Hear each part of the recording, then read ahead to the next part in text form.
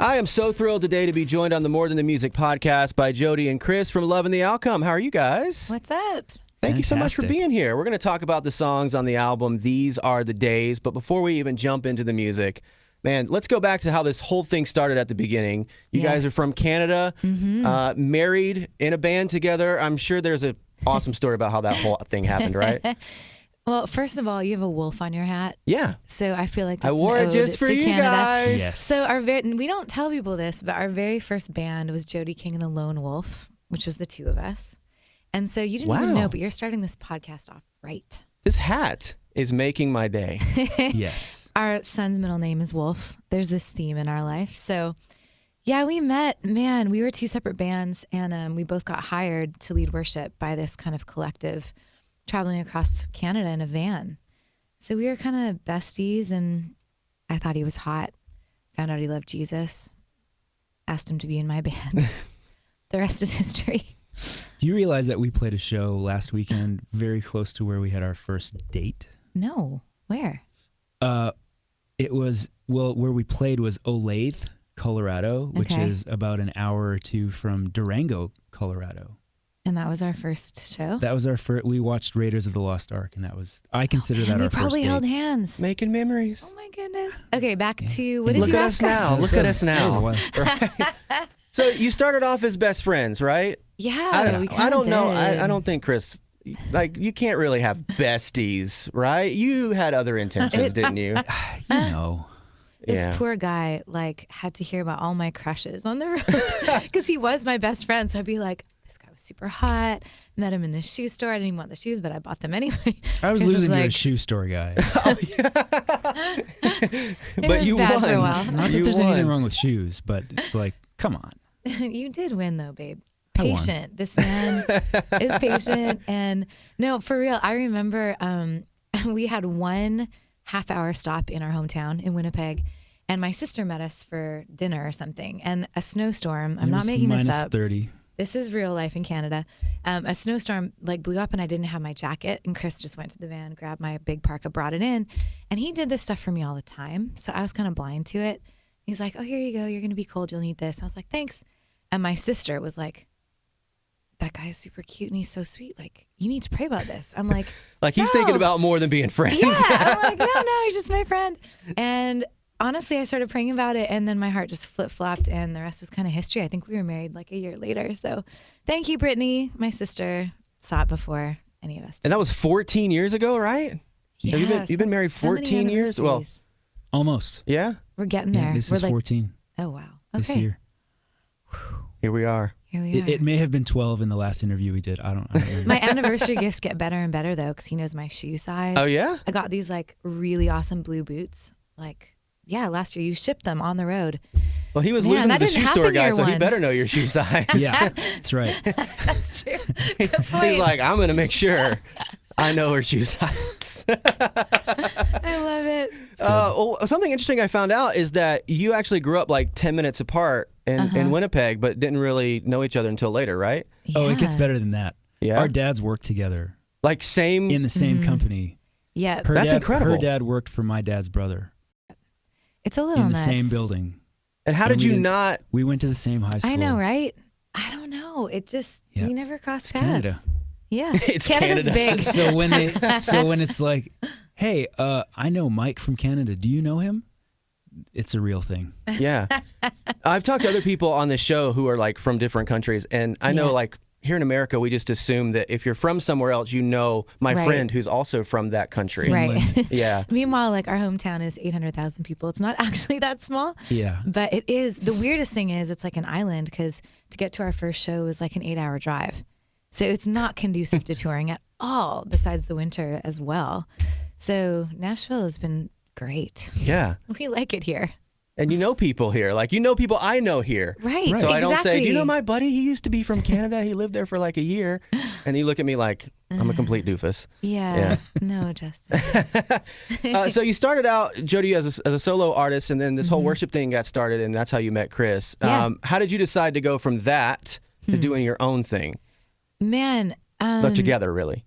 I wish I could say it was like a cognitive choice. I feel like this is one of those stories where the Lord was actually like shaping us into loving the outcome beyond like, hey, let's choose a band and be a band together, babe, which sounds cute and fun. And it really didn't go that way. Like my band failed, Chris's band failed.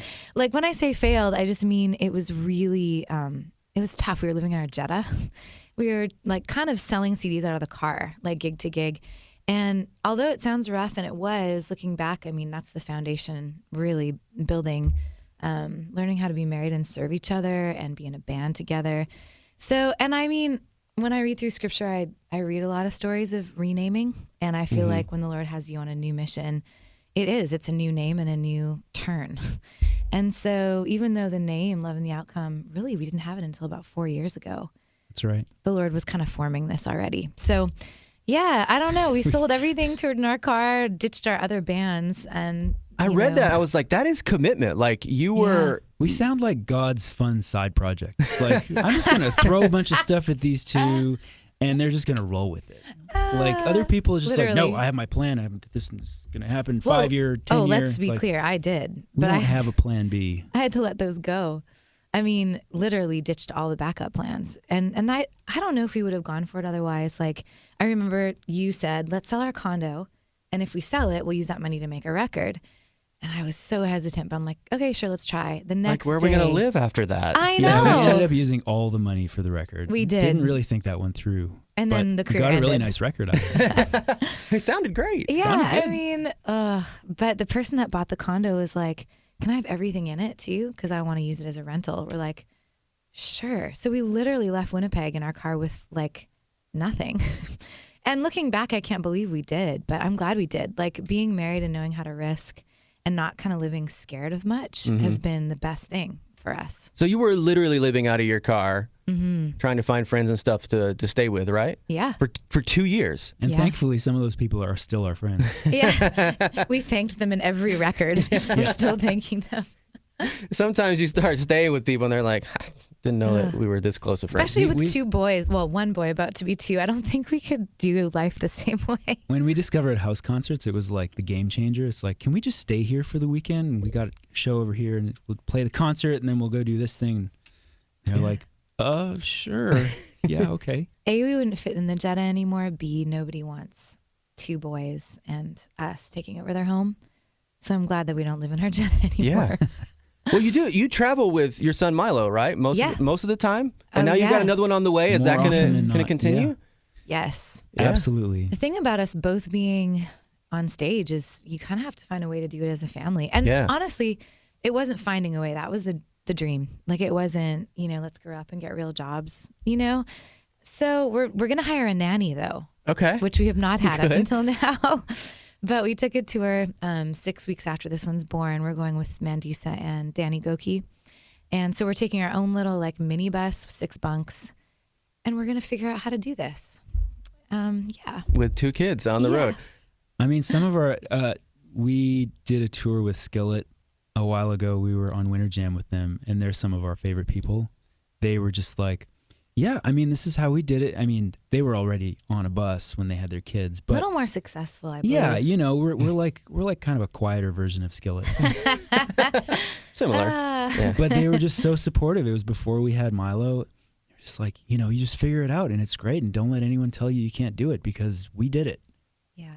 It's a really good counterpoint to a life of booking shows a year and a half out, right? Like I didn't know I'd be 9 months pregnant playing festivals. It wasn't necessarily the plan. But it's great because you're always planning, and then you have kids, and it's like, it's the now, it's being present, and it's so good for us. Like, man, we are starting to get a little too serious, babe. You have kids, you let things go, you realize parks are like the best thing in the world. You start spending too much time thinking about where should this picture go on this wall. And it's like, it really doesn't matter. He's saying this because yesterday I had one of those like pregnancy moments. I am not handy in the least. And I'm with you, buddy. I was just like, I don't know where to put this thing. And I don't know do I need anchors? Do I need longer screws? I'm outside playing with Milo. We're having a blast. And Jodi he comes outside. Here's He's a hammer like, and a nail. Just do it like I can't hang this picture. It's gotten the better of me. I'm like, babe, it's okay. Like deep breath. It's fine. Like our van breaks down and it's like, oh, well, we'll get it fixed. It's fine. I can't hang a picture without starting to sweat. Those are the Instagram story videos we need. I should have Right. spied on you. Gosh, that's so like me, man. My wife has to do all like the handiwork because I'm just terrible at it. Yeah, I can do laundry, and I'm great at that. And I can run the dishwasher. It's fine. Yeah. it's like I'm pretty a good at button. that too. Those are wonderful gifts, I'll say. I would ditch the picture hanging for laundry any day. Well, it's funny because most people I talk to, they go on the road and they miss their family so much because they're obviously separated. Yeah. Right. I imagine it might be like quite the opposite for you. Sometimes you just want some alone time because you're together like all the time, right? I love it. Manicure, pedicure, TJ Maxx. Yes. Golf. I love TJ Maxx. Oh my goodness. I got these cassava chips or something there. I was so hungry and I'm checking out and I'm like, Cassava yep, chips. open them, eat them. I They thought have the were most random. plantain. Oh, they are. I just said the wrong thing. They have like What's cassava? they have a tube of gummy bears up there too that I love to get at TJ you know Maxx. what? When you're in the checkout line, they're really smart about it. I just like, saved 40 oh, I bucks need a on some candle. jeans. And you Oh, I can fit a need tube these. of gummy bears in your golf bag. It's very Yeah. handy. Just like, Sure, man. so what are we using for this shot? Gummy bears. The only Yeah. place you can get a tube of gummy bears and some Ralph Lauren jeans for half price. Oh my word, you're so right. I was in line and the girl behind me had a Free People shirt that I like. It would be the comfiest for pregnancy, but I had Milo. I'm like, I can't get out of line. I looked at the girl. I'm like, is that Free People? And she's like, do you want me to get you one? She went and got it for me in my size, brought it back into line while I ate my chips. I mean, it was a good TJ Maxx experience, just saying. Love that place. But yeah, like alone time, right? Back to your question. We kind of get to a show and sort of divide and conquer. So it's funny, we don't actually hang. I used to want to do dates all the time. Like we'd get somewhere, I'm like, Austin is so cool, babe. Let's go for coffee. Let's do this and that. And sometimes it works, but for the most part, he kind of oversees all the stage stuff. It's getting That was better really now. Now that specific. we have a tour manager, it's gotten better. Yeah. We can at least make Yeah. time to go have coffee at a cool place. It's true. But then I'm with Milo because we didn't bring a nanny. So we didn't really often see each other till right before the show. So yeah, I don't know. We really like each other. So That's important. Hanging Yeah, that's a out, good thing. hanging out is not hard for us. Mm-hmm. Yeah. Like when we get home, it's like, what are we gonna do? Well, let's go for a walk. Okay, together? Yeah, why not? Yeah, no, it's good. I mean, it's definitely less together time on the road. It feels more like home life and road life are a bit more separate than they used to be since having kids, but we're figuring it out. I mean, you lived on the road Yeah. for years, and now that you actually have a home to go to, I'm sure you cherish those moments, Oh, right? big time. Yes. And you find a way to actually live on the road, like live in a good way on the road. Yeah. Yeah. Bring And- home along.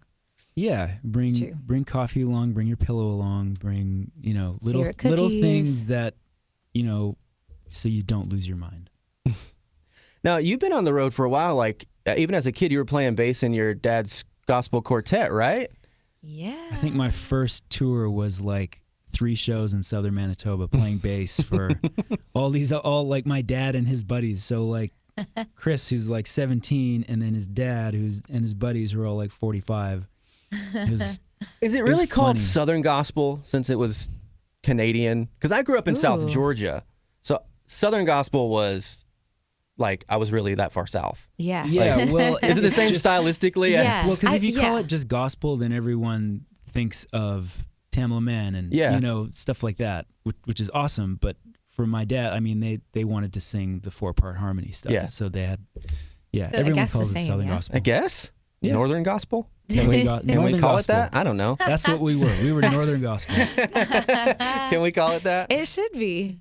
Yeah, you mentioned earlier that your bus broke down. Was that White Neptune that broke down on your way to Detroit? It was White Neptune, but it.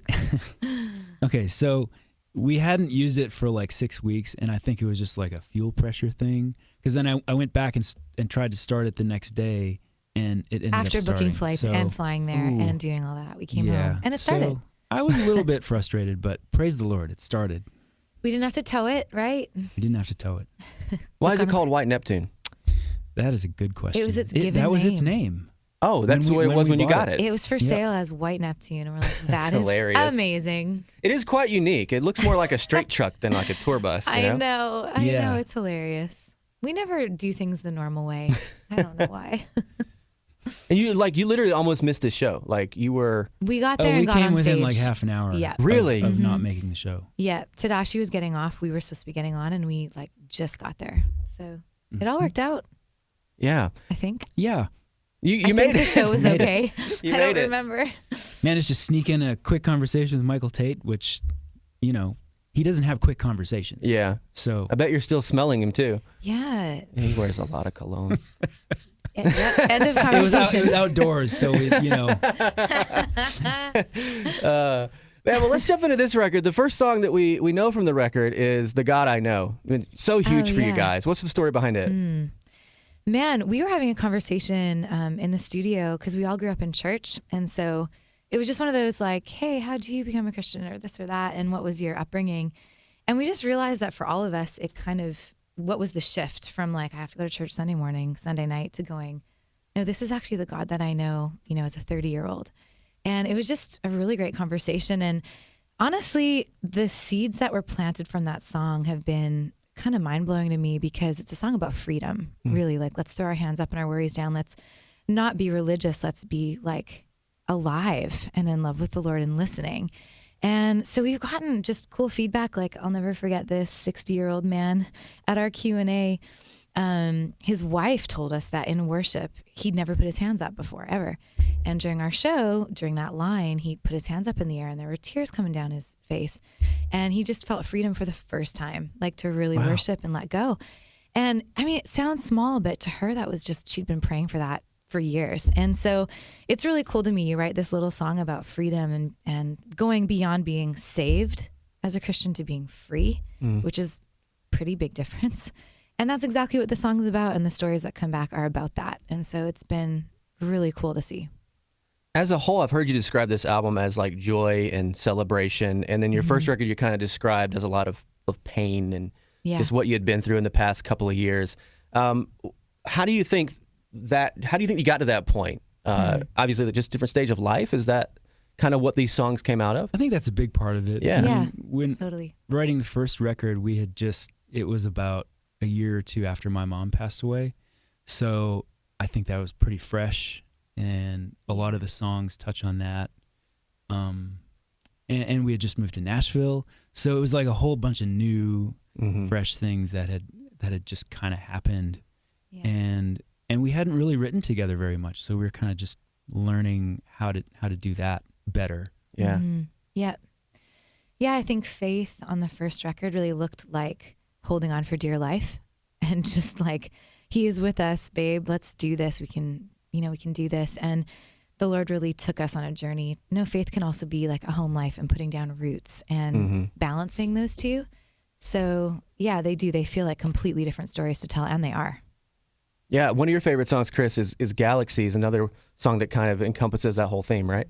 Yeah, I feel like that one for me kind of set the stage for like at least a lot of the production style of things. Like we're kind of aiming for like early 80s U2, Cure, Blondie, Police, like those kind of sounds and textures.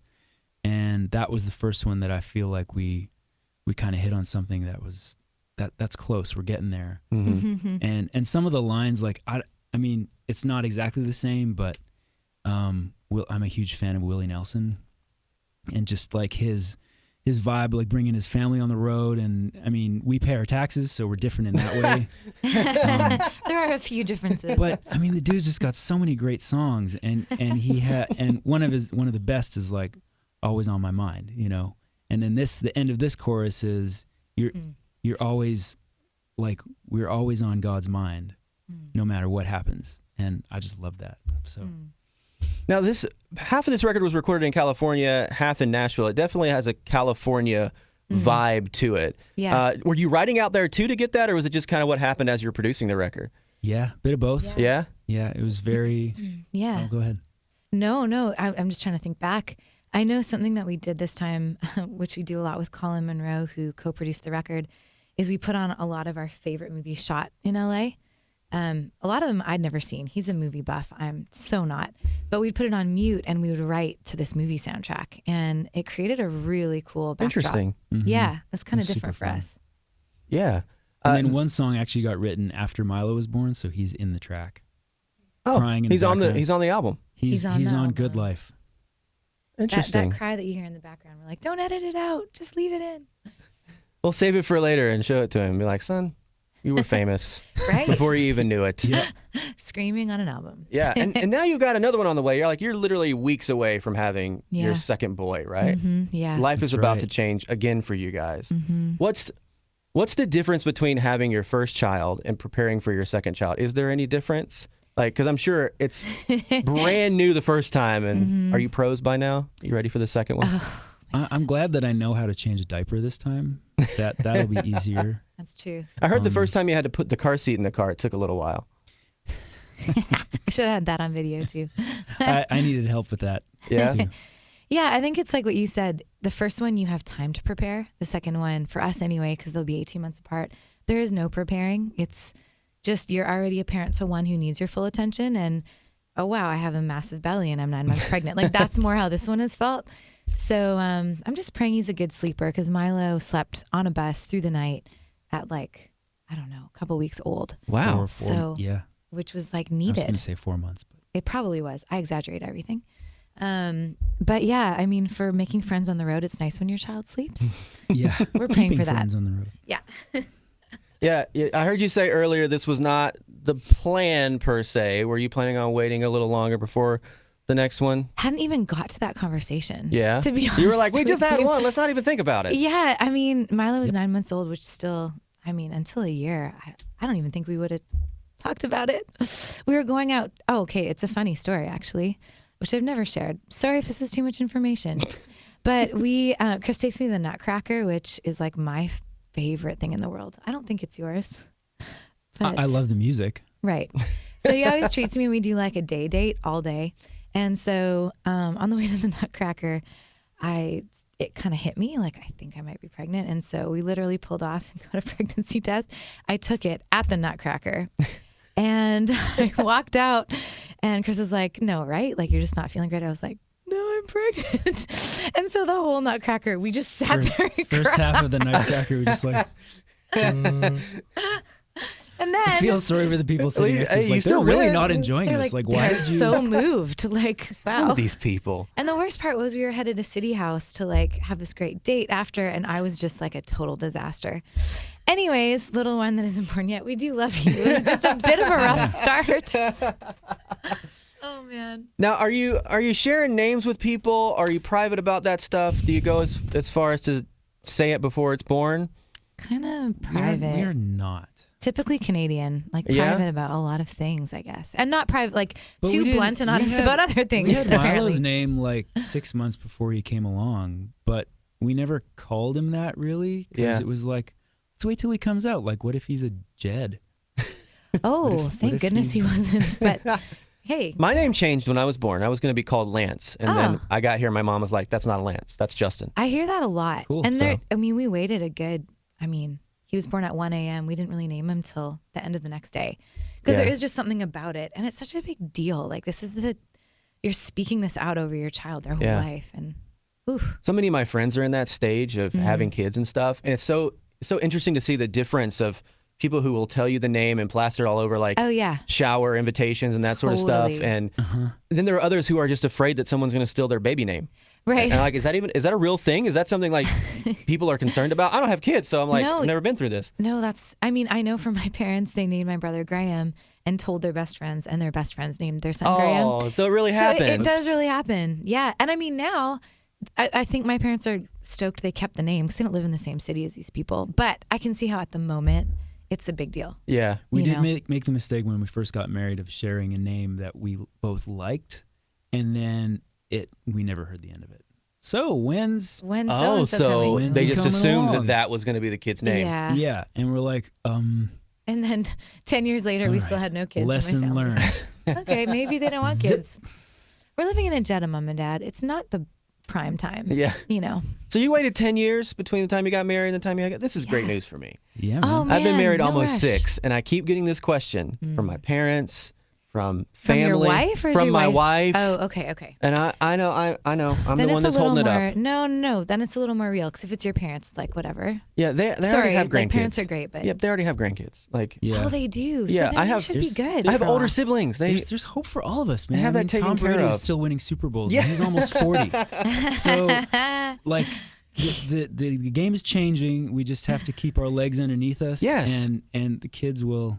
So I think this is a prime example of someone who waited a long, nice amount of time We before thinking waited about a long children. time. It's no joke. It's true. And then we had 2 right in a row. So maybe ignore that part of the It took story. me 7 years to propose. I think 6 years from marriage to kids I mean, is long I think enough. the advice Yeah. from me to you would be like, don't waste this time. Then I mean, take your time, but use it. Go on trips you want to do. Yeah, and we do. Yeah, yeah, exactly. and I think part of the hesitation is like, I kind of like our life. Oh, and I don't know if I'm ready for it to completely change. That's Absolutely. great, though. Yeah. Because I feel like a lot of the time on the opposite, the flip side of the conversation is people are a bit unhappy or a little like, oh, this will fulfill me. Mm-hmm. And of course, like it does. It's absolutely amazing to be a mom. But I would have been, I remember having this conversation. I married you because I love you.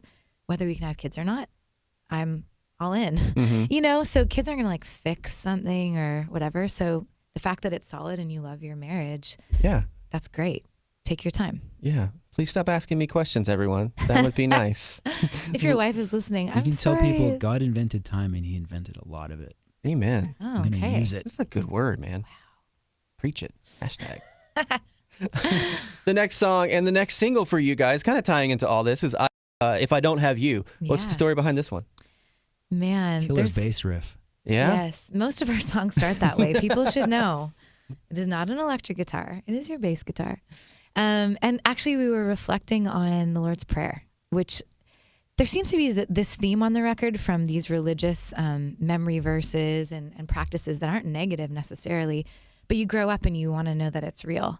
And so we were praying the Lord's Prayer, and thy kingdom come, thy will be done, ended up flipping to, I guess that's my kingdom go. If I'm building God's kingdom, that focus takes over building my kingdom. And I think for us, when we had worked so hard to get here, we really did. I mean, we were not the American Idol, Canadian Idol.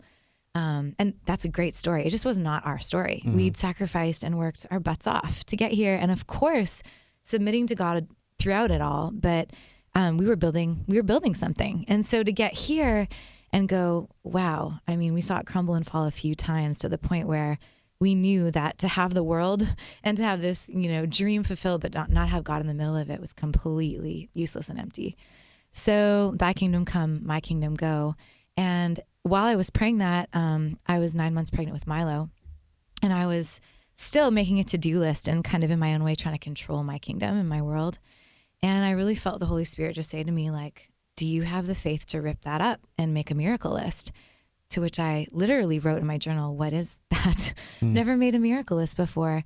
And it was really just the Holy Spirit saying, can you shift your focus off your kingdom, off of what you can do and accomplish, and shift it to me, and actually have eyes to see what I want to do through your family on the road. That's your ministry. Being on stage is fine, but having your kids on the road, being parents on the road, and letting me work through you is what people are going to see and notice. And I can't even begin to tell you the amount of things we are now in tune with that we missed before.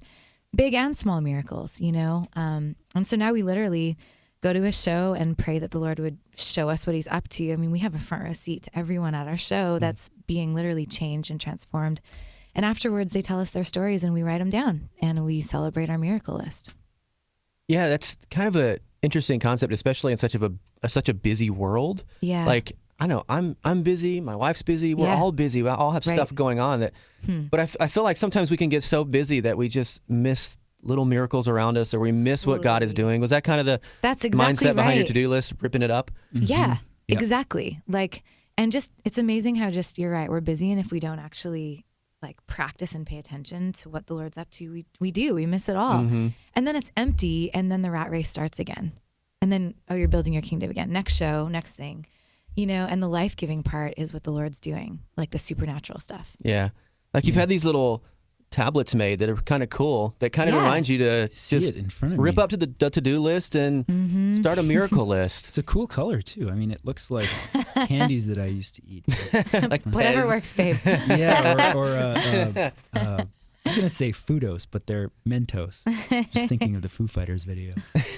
Have you seen stuff that you've written on your miracle list start to happen in your life?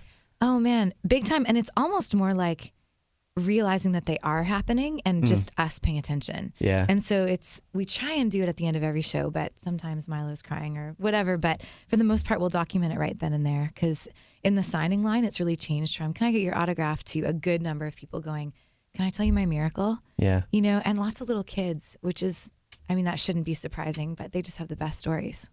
Yeah. Yeah, But it's been good. the title track. When our van started, it was like, this is a miracle.